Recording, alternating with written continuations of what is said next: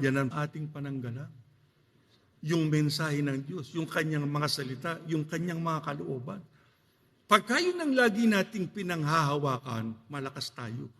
Hindi tayo magiging mahina sa ating pananampalataya. Kahit anong ipukul sa atin ni Satanas, hindi siya magtatagumpay.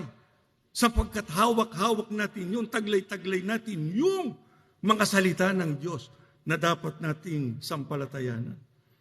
Kaya yung pagpapanata, yung pananalangin, importante. Sana laging nakatatag yun sa ating buhay at sa ating sambahayan para tayo lumakas, tumibay.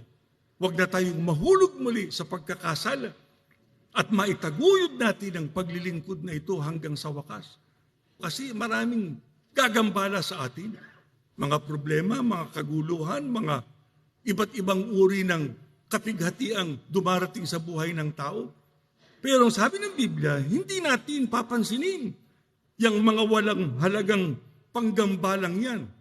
Pagka itinutok natin ang ating paningin doon sa ating patutunguhan. Pero paano natin magagawa yun? Yung mga salita ng Diyos, panghawakan natin. Huwag tayong hihiwalay doon sa pagsunod sa kanyang mga aral